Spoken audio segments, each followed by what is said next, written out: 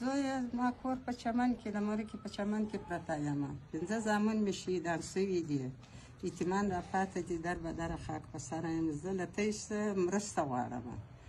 تی به د خدای سره کوئ له ما سره یې مه کوئ مرسته را سره وکړئ د سرای کریا نه راباندې جوړېږي په کور کې نه غوړي شته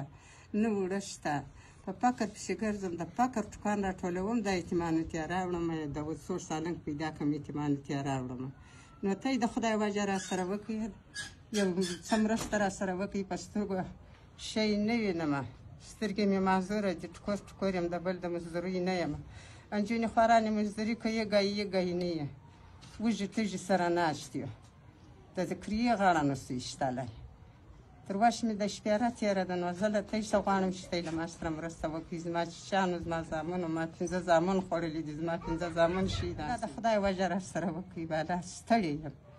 ژړلی نو نه شم کنې زه خپله نه یم جوړه خبرې نه شم کولی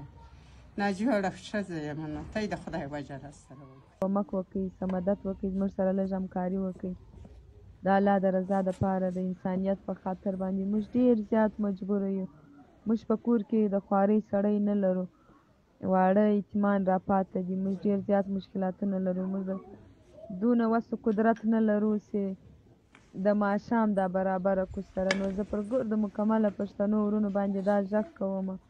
معاذ الکرنیل باچا ورور ته ویلي ول چې زموږ سره لږ همکاري وکړي نو زه